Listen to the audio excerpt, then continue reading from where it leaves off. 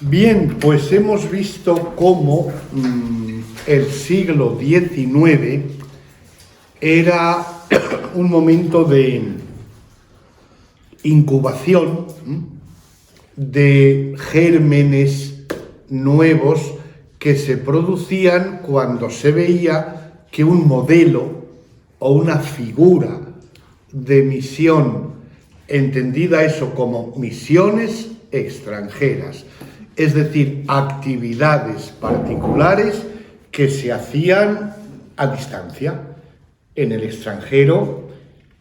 Y ahora en el siglo XIX ya vemos que se van viendo otras perspectivas precisamente desde la experiencia de dificultades enormes que crean una situación de encrucijada, ¿no? Entonces vamos a ver ahora cómo en el siglo XX se va cruzando el umbral hacia un nuevo paradigma. Será un paso más hacia un nuevo paradigma que va a encontrar, veremos, sobre todo en el Vaticano II, es cuando este nuevo paradigma se va a, adquirir una claridad, aunque luego va a estar expuesto a ulteriores cambios, ¿no? Entonces ya hemos visto que en el 19, pues eso, se va teniendo una experiencia distinta, ¿no? Y aquí, aunque en esto me voy a detener poco porque, en fin, nos meten en cuestiones más teológicas que van quedando cada vez más distantes de nosotros, pero sí que me parece interesante el darnos cuenta de que a principios del siglo XX va a aparecer esa especialidad teológica o esa disciplina teológica que es la misionología. Es decir, hasta este momento no existía la misionología como tal, aunque luego se hablaba del tema, pero no como materia, disciplina o especialidad, ¿no? Y esto va a tener lugar en el ámbito protestante.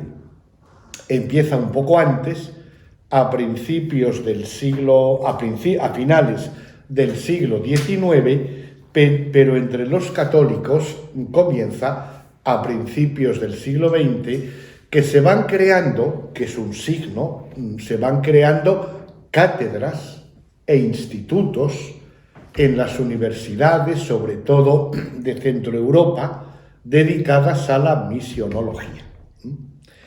Y me interesa destacar sobre todo nada más 2 o 3 ideas, ¿no? Es decir, ¿cuáles son las motivaciones que provocan que aparezca esta nueva especialidad? Y yo creo que las razones son de dos tipos, ¿no? Por un lado, podríamos decir de carácter propiamente eclesial. Y es que, claro, se ve que toda esta actividad misionera que va dando origen a tantas iniciativas, que va también expandiéndose y que también va planteando interrogantes, debates, etcétera, ¿verdad? Pues lógicamente es un asunto digno de ser estudiado. Pues como pasa, por ejemplo, qué sé yo, ¿por qué surge un instituto o una facultad de física atómica? Esto en el siglo XVII era impensable, ¿no? Pero luego descubren que hay átomos. Pues hijo, vamos a estudiar los átomos, ¿no? Aquí se ve que la actividad misionera pues tiene mucho asunto, mucha gente en movimiento, muchas realizaciones, muchas incógnitas, y hay que estudiarlo desde el punto de vista teológico. Es decir, ¿qué es? ¿En qué consiste? ¿Cuál es su finalidad? Etcétera, ¿no? Y luego hay otro factor de carácter, diríamos, sociopolítico, ¿no? Y es que a los mismos gobiernos europeos les interesaba ese asunto. Porque estamos hablando en Centro Europa de universidades normalmente estatales.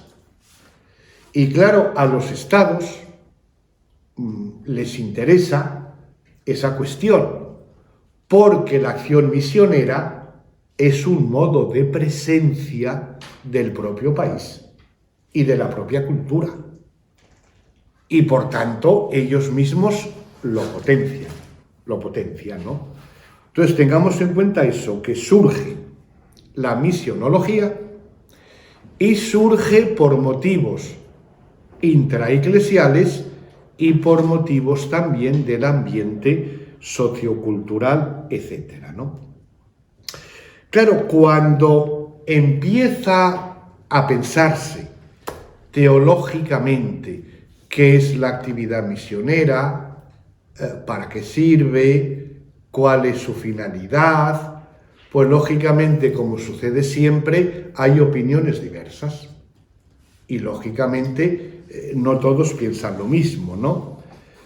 En este momento, sobre todo, se suele distinguir entre dos escuelas, la de Münster en Alemania y la de Lovaina en Bélgica, cada una de las cuales, tienen una impronta, que ya veis que tiene su aquel, ¿verdad? Porque, ¿cuál es la finalidad y en qué consiste la acción misionera? La escuela de Münster insiste sobre todo en la idea de conversión. Es decir, la misión pretende que el pagano se convierta y se bautice y forme parte de la Iglesia. Es una motivación fundamentalmente, religiosa. Los aspectos, sociales o caritativos, sí, pero como consecuencia o como apoyo. Pero el quid de la cuestión está en la conversión de las almas, ¿no? Y la escuela de Lovaina insiste sobre todo en que el objetivo y la finalidad de la misión es la plantación de la Iglesia. La metáfora la utilizó ya San Pablo, ¿verdad? Plantar, es decir, los apóstoles fueron por el mundo, sembraron la semilla del Evangelio y surgieron iglesias. De tal modo que el objetivo de la misión era plantar la Iglesia. De tal manera que cuando la Iglesia estaba ya plantada y con los elementos necesarios ya presentes, pues ya la tarea misionera había acabado. Es decir, el misionero acabó ya a otro sitio, ¿no? La plantación de la Iglesia. Luego también se suelen distinguir otras dos iglesias, la escuela, de la escuela española de misionología, sobre todo encabezada por el padre Zameza, y la escuela francesa, pero bueno, no vamos a entrar ya en esos detalles, ¿no? Vamos más bien a ver desde el punto de vista del devenir de la Iglesia cómo va cambiando la figura de la Iglesia y de la misión.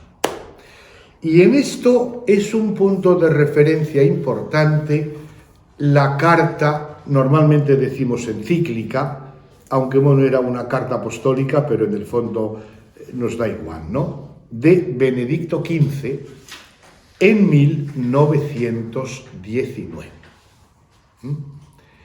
Hace 3 años el Papa Francisco pues convocó un mes extraordinario misionero precisamente para conmemorar este documento que es considerado como la apertura de la misión moderna, actual, como la que marca el camino. Y también es bueno para ver lo que significa y cómo realmente se va cruzando un umbral, ¿no? Ver cuál es el contexto en el que surge. El contexto en el que surge. Y surge precisamente en 1919, cuando ha finalizado la Primera Guerra Mundial. Y claro, la Primera Guerra Mundial fue otro momento de catástrofe. Fue un momento de catástrofe, porque quedó todo deshecho. Es la primera vez en que se suele hablar de una guerra mundial. ¿Y por qué mundial también? Pues porque evidentemente el conflicto surgió por la confrontación entre potencias europeas. Pero claro, potencias europeas que tenían colonias. Y la mentalidad colonial es la que provocó el conflicto. De tal manera que en esa guerra mundial quedaron implicadas las colonias. Entonces, claro, la destrucción que provocó la guerra dejó totalmente destruida la infraestructura misionera. Casas, y luego fijaos, en tiempo de guerra, ¿de dónde vienen las aportaciones económicas? No hay, ¿verdad? En tiempo de guerra puede haber vocaciones, si los jóvenes están en el frente. O sea que quedó por todas partes destruido el asunto, ¿no? Incluso, claro, eso dejó unas heridas terribles, ¿no? Porque, por ejemplo, de la Primera Guerra Mundial, la potencia que quedó vencida fue Alemania. ¿Quién iba a revitalizar las misiones alemanas? Y luego, además, si había misioneros alemanes, ¿en qué lugar los iban a coger? Habían sido los causantes de la guerra. Por tanto, eso había dejado unas heridas enormes, ¿no? Claro, era un momento en el cual realmente había... Pero es que además, la Primera Guerra Mundial, digamos, muestra el fracaso de una civilización. De una civilización cristiana. Es decir, con lo cual se cuestionaba en muchos ambientes el sentido mismo de la misión. Es decir, las iglesias de Europa están legitimadas para anunciar el Evangelio en otros lugares si han sido incapaces de frenar la guerra en Europa. ¿Qué han hecho las iglesias en Europa para impedir la guerra? Entonces, esas iglesias no quedan deslegitimadas para evangelizar. Y además, vienen divididas entre ellas. O sea que hay cuestiones muy de fondo, ¿verdad? Hay cuestiones muy de fondo. Claro, y digo, es el fracaso de una civilización moderna. Ya veis que el último punto, vuelvo a repetir, es la misión en un mundo postcolonial y en un mundo postmoderno. Ahora, con la Primera Guerra Mundial y su prolongación en la Segunda, estamos constatando el fracaso de esa civilización. ¿Por qué se enfrentan en el fondo Alemania con los otros países? Pues claro, unos y otros lo que querían era, sobre todo, el dominio, el desarrollo económico y la promoción de las propias industrias, para lo cual necesitan países colonizados de los cuales coger materias primas y tener un mercado donde vender los propios productos. Y claro, ese tipo de lógica conduce al enfrentamiento, porque siempre la búsqueda del desarrollo y del dominio genera un nacionalismo que acaba en imperialismo. Y ya veis que en 1885, me parece que fue el Congreso de Berlín, consistió en que las potencias europeas se dividían las colonias.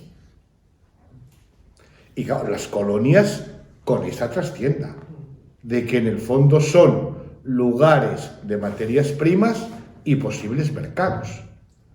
Pero eso genera una competencia que entonces, claro, cuando acaba en la guerra, no significa eso el fracaso de una civilización cristiana.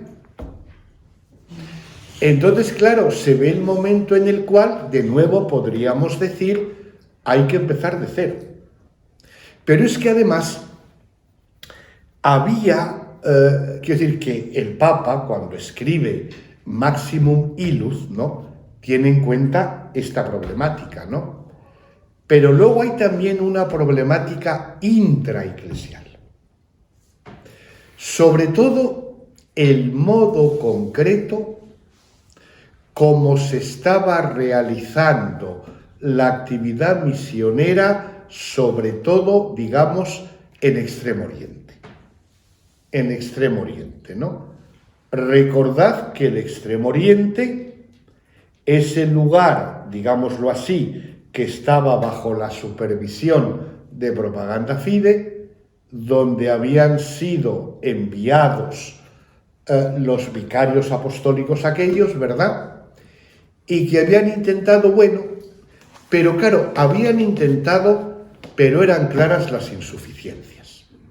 Había insuficiencias muy notables, ¿no? Sobre todo porque también allí, alguien ha dicho, ¿verdad?, que lo que estaba sucediendo, sobre todo en China, a finales del siglo XIX, era el laboratorio donde se estaba preparando el futuro a partir de las insuficiencias que se estaban constatando, ¿no? Y claro, algunos más lúcidos, que estaban trabajando como misioneros en Extremo Oriente, estaban, digamos, advirtiendo y enviando informes a Roma de cosas que no deberían ser, que no deberían ser.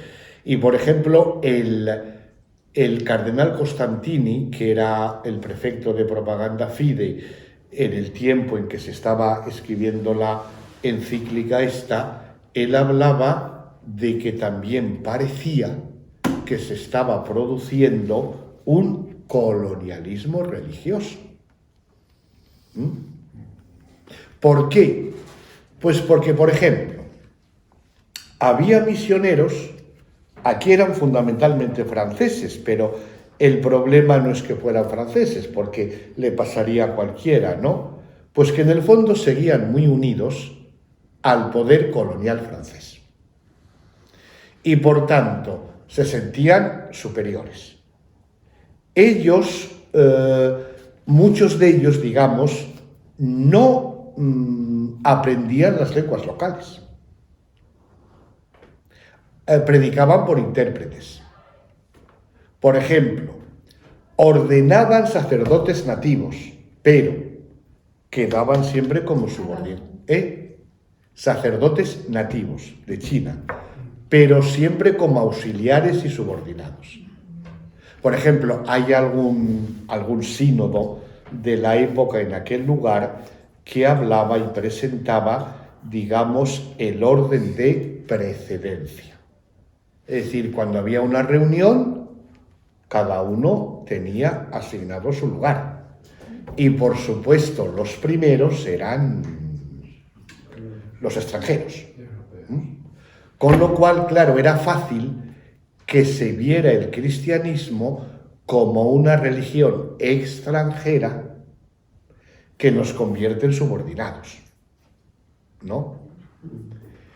Y claro, por otro lado, eso quiere decir que no se había tenido suficientemente en cuenta la recomendación de crear iglesias locales, porque seguía sin haber obispos nativos y los sacerdotes nativos, los presbíteros nativos, quedaban siempre en una posición subordinada.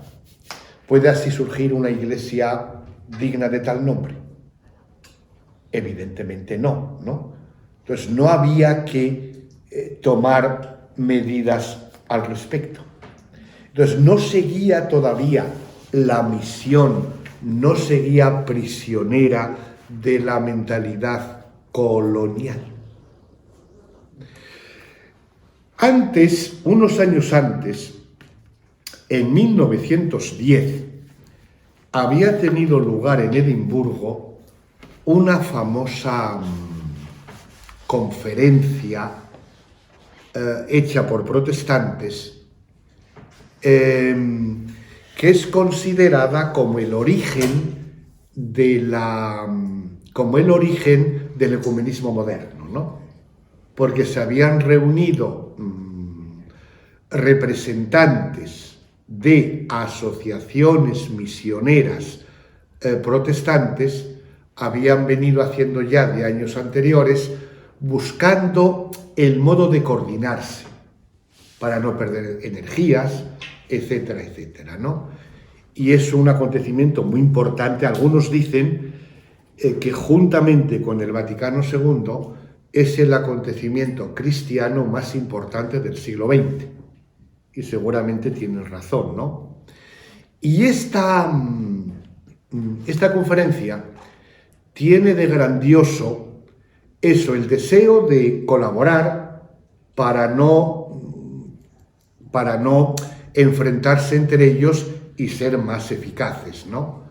Luego tiene también la ventaja de que es expresión del movimiento del laicado protestante, porque esa conferencia no la convocan representantes oficiales de las iglesias, sino los dirigentes, que son laicos, de asociaciones misioneras, ¿no? Y es el exponente típico de lo que es la mentalidad moderna. Porque allí se juntaron, me parece que unas 1000 personas, y había solo 16 que no eran varones blancos. Era lo propio de la época, ¿no? Pero también tiene, digamos, la grandeza de, fijaos que tomaron como lema la conversión del mundo en esta generación.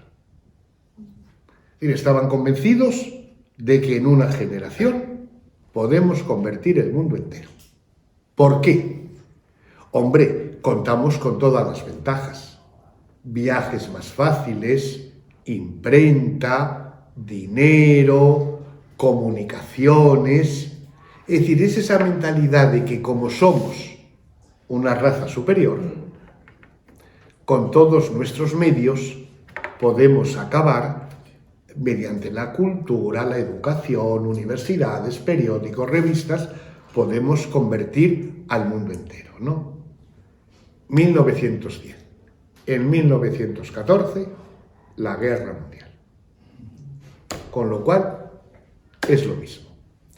Aquel proyecto apoyado en la mentalidad moderna de una civilización segura de sí misma, ¿verdad? Y con todos los medios modernos a su disposición y con mentalidad colonial, demuestra que conduce al enfrentamiento. Bueno, y todo esto lo tiene en cuenta Benedicto XV en Maximum Illud, ¿no? Y da una serie de consejos, porque claro, es decir, es esa sensación de crisis de que todo se pone en cuestión, de que todo se pone en cuestión. Y repito, desde el punto de vista material, de las infraestructuras, el dinero, etcétera, hemos dicho todo deshecho. Desde el punto de vista de la justificación del asunto, vemos que queda todo cuestionado. ¿Cómo venís vosotros a traer el Evangelio? Entonces, claro, en momentos de crisis, y casi diríamos, exagerando un poco, ¿no?, de que hay que partir de cero, ¿de dónde hay que partir? Y a mí me parece que es muy iluminador el comienzo del documento, ¿no?, que se titula en latín Maximum Illus. Normalmente cuando se buscan las palabras latinas para designar un documento, se busca que esas dos palabras condensen el sentido del documento, ¿no? Y en este caso es claro, porque dice aquel maximum illus, aquel máximo mandato que nos dio el Señor. Id a anunciar el Evangelio. Es decir, comparándolo con toda la problemática del contexto, cuando nosotros nos planteamos la misión universal, ¿de qué vamos a partir?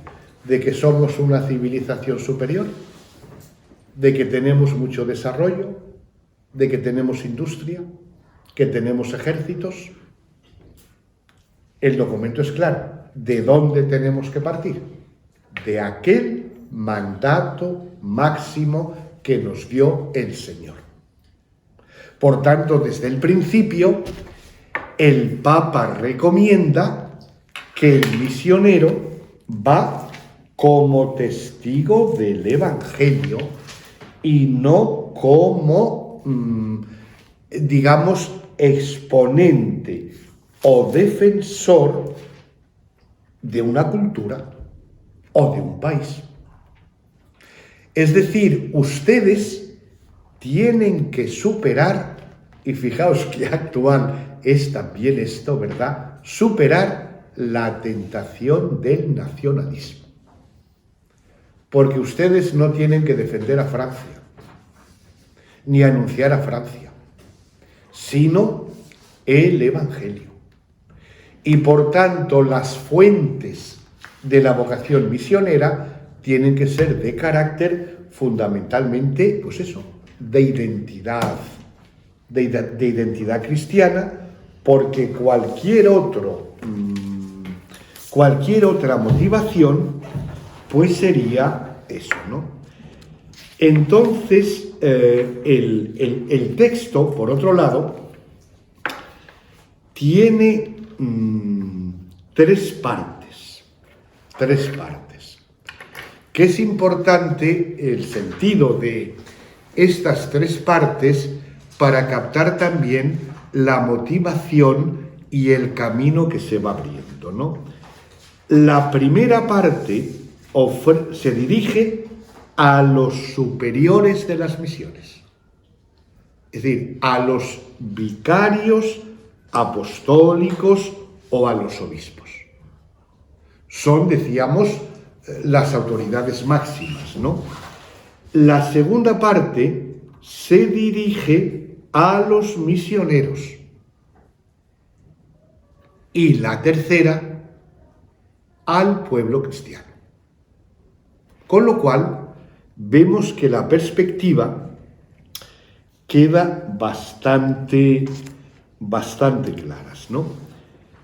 Entonces, claro, el Papa lo que dice eso, que además, fijaos, es un documento que a mí me parece, usa una vez una expresión que luego se va a hacer más frecuente, pero que no era frecuente, ¿no? Habla de las iglesias jóvenes. O sea, fijaos qué diferencia va de hablar de misiones a hablar de iglesias jóvenes. Aquí está, yo creo, el auténtico cambio de época. O sea, a mi modo de ver, el cambio de mentalidad de cara a la misión universal que hace falta no se dará hasta que no nos demos cuenta de que las misiones son iglesias. Iglesias. Y el hecho de que el Papa aquí no hable simplemente de misiones, sino que hable de iglesias jóvenes, me parece que es todo un signo, ¿no? Porque a los prefectos apostólicos, a los vicarios apostólicos, pues claro, les recomienda, fijaos qué cosas tan elementales, pero que en aquel momento eran una novedad, ¿no? Dice, tienen que buscar una pastoral de conjunto. Es decir, no actuar cada uno para sus asuntos inmediatos, sino una visión de conjunto. Y sobre todo, tienen que cuidar y formar al clero nativo. Pero yo quería subrayar porque ya ven que eso, Juan Abigar ya había puesto en marcha la obra de San Pablo Apóstol para los seminarios, que iban a cuidar la formación del clero nativo. Pero claro, no nos fijemos solo en el clero nativo, sino, dice el Papa, porque son la esperanza de las iglesias jóvenes.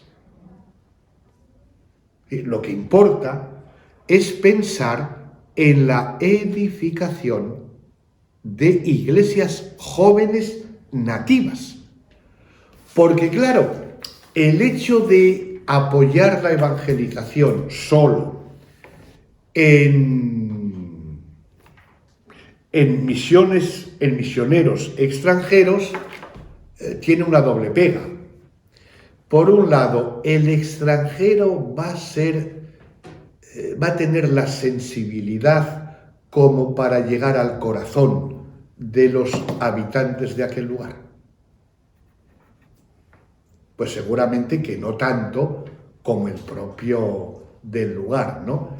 Pero es que además había un peligro que se había producido, por ejemplo, en Japón y en algunos lugares de China. Si hay una persecución por parte de las iglesias, de las autoridades civiles y expulsan a todos los extranjeros, ¿qué pasa? Si no hay más que misioneros extranjeros, esas comunidades eclesiales quedan sin pastores.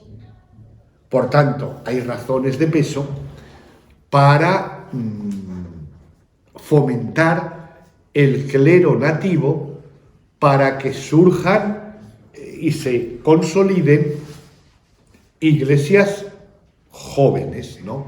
Porque además, ¿no era así como actuaron los apóstoles? Porque cuando San Pablo dice, iba a un lugar, no traía muchos misioneros de fuera, buscaba en el lugar, ¿no? Y entonces, claro, tiene que haber una formación que sea plena, completa y acabada, para que puedan el día de mañana tomar sobre sí el gobierno de su pueblo. Por eso, 7 u 8 años después, se van ya a ordenar los primeros obispos en China, ¿no? Pero claro, hay que sentar las bases, ¿no? De tal manera que allí donde el clero indígena es suficiente y se haya también formado que no desmerece de su vocación, puede decirse que la obra del misionero está felizmente acabada. Por tanto, lo del clero nativo, tengamos en cuenta que va apuntando a la constitución de iglesias jóvenes, las cuales no merecen tal nombre mientras no tengan obispos y clero propio del lugar. Todavía por esta época hablaba yo antes de esta conferencia misionera de Edimburgo, en 1910. En 1926 tuvo lugar otra en esta dirección, ¿no? Y claro, los protestantes, que en este sentido en algunas cosas iban por delante, ya se plantearon la cuestión en 1926. Es decir, la evangelización que hoy hace falta, ¿quién la tiene que llevar adelante? ¿Las iglesias de vieja cristiandad o también las iglesias jóvenes? Ese es el salto. Es decir, que no es simplemente que existan para que tengan su propio clero, sino para que asuman su responsabilidad en la misión universal. Claro, ese cambio lo hemos dado ya nosotros o estamos todavía en ello. Porque fijaos, no lo he destacado, pero se puede ver a la luz de lo que decía antes, ¿no? En este periodo, la evangelización o la misión era de carácter, diríamos, unidireccional. Todo venía de Europa hacia. Pero los europeos, ¿qué tenían que aprender de los otros países, ¿no? Luego, la segunda parte la dedica, decíamos, a los misioneros y les pide, sobre todo, evitar los nacionalismos.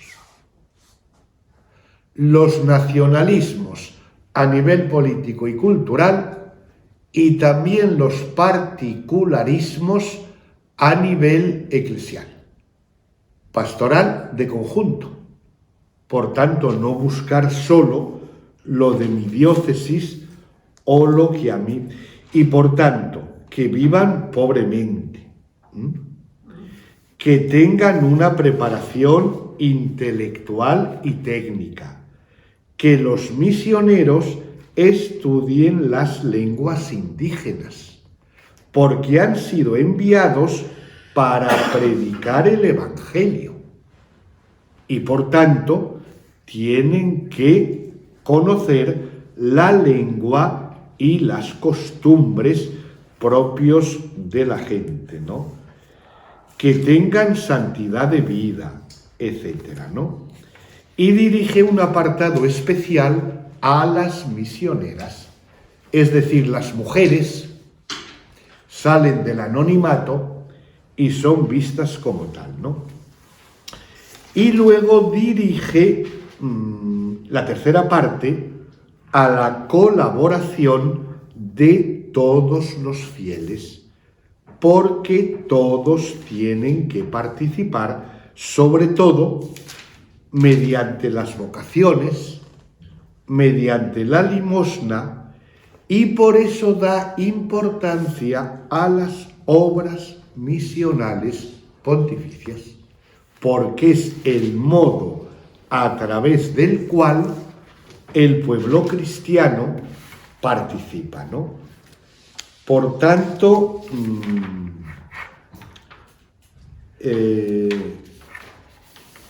y luego fijaos también,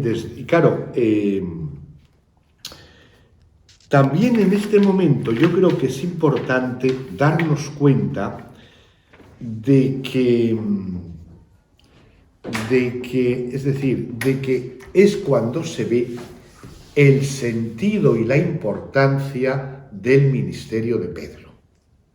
Es decir, el ministerio del Papa no consiste simplemente en mandar y en meterse en todo. Pero cuando hay momentos de gran necesidad como esta, cuando vemos que los particularismos y la miopía dominan la mayor parte de los actores eclesiales, tiene que ser el Papa el que mira un poco más allá, el que tiene una visión universal, ¿no? Porque ¿qué país o qué diócesis o qué congregación podía haber salido al paso de esta necesidad? Y sin embargo, claro, el obispo de Roma, precisamente por su ministerio, pues es el que puede ver de modo conjunto las necesidades para evitar los particularismos y para convocar a todos a un proyecto común, ¿no? Por tanto, yo creo que realmente, es decir, tienen razón los que califican este documento como la carta magna de la misión más reciente, ¿verdad? Y que de algún modo yo creo que sigue iluminando el momento presente, ¿no? Y luego, a lo largo de los años siguientes, pues van surgiendo los papas que van viniendo. Por ejemplo, Pío XI, el sucesor de Benedicto XV, que tenía una preocupación misionera hizo una gran exposición, hizo un museo misionero y publicó también otra encíclica, ¿no?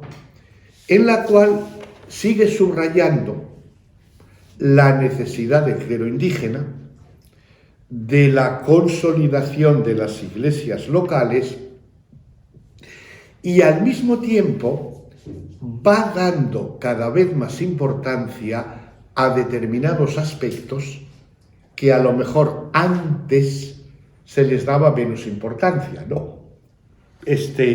Pío XI en la Rerum Ecclesiae y luego Pío XII en Princeps Pastorum, que también va en esta dirección, van indicando la importancia, por ejemplo, de la participación de los laicos o de los seglares, como se decía entonces, ¿no?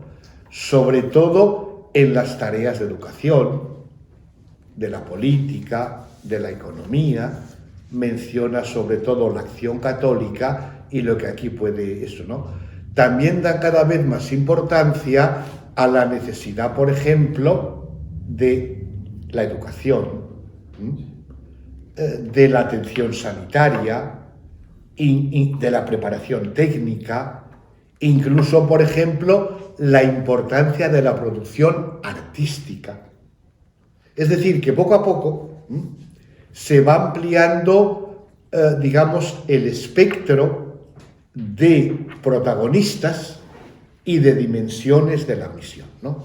Esto se va produciendo poco a poco, a lo largo de los decenios posteriores a estos, y ya simplemente la última idea que quería comentar es otra encíclica también peculiar de Pío XII, la Fidei Donum, de 1957, ¿no? Que ha dado origen a eso que se llama, ¿verdad?, misioneros Fidei Donum, etcétera, ¿no? Y responde también a una necesidad histórica concreta.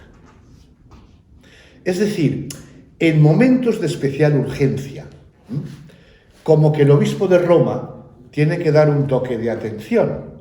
¿Y cuál era la necesidad de ese momento? África, a partir de los años 50 y muchos, está empezando ya el proceso de descolonización. Es decir, las colonias reivindican su independencia política.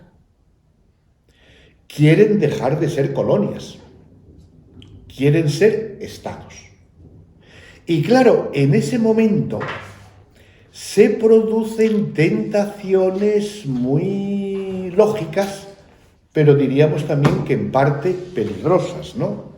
Porque claro, en ese momento, la África, los países de África que están empezando la vía de su independencia, surge la tentación de, por ejemplo, de unirse al marxismo materialista, ¿no?, que está al tanto de la jugada para ver, porque claro, esto cuando un país se independiza, lógicamente tiene que apoyarse en su propia tradición, en su cultura, en su lengua y en su religión. Entonces, claro, los países africanos podían correr el riesgo de decir, Al fin y al cabo, el cristianismo es religión extranjera, es expresión del colonialismo, prescindamos de él, porque tenemos o bien la ideología marxista o bien nuestra propia religión. Entonces, claro, en un momento en el cual África se encuentra en una encrucijada enorme y está en juego el sentido de la evangelización, el resto de la Iglesia podemos mirar para otro lado. ¿O hay que hacer un esfuerzo para venir en ayuda de África en esta encrucijada? Y es cuando el Papa dice: yo pido a las diócesis que hagan un esfuerzo para que sacerdotes, o tal vez laicos, ¿verdad?, vayan durante un periodo de tiempo a ayudar a África en tareas de educación, de desarrollo, de formación política, etcétera, etcétera, ¿no? Con lo cual, fijaos, surge otra figura del misionero. Normalmente hasta ahora se pensaba que era de por vida. Ahora, ante esta situación de necesidad, lo que importa es responder a una necesidad. Y la verdad es que tuvo bastante éxito el Papa, porque en esos momentos también hay generosidad en el pueblo cristiano y en las diócesis, ¿no? Y vemos cómo al ritmo de la historia, ¿verdad?, se van afrontando los problemas y se va buscando eso, una configuración que la que hace falta en ese momento, ¿no? Bueno, vamos a ser fieles con el horario y por tanto hay que acabar.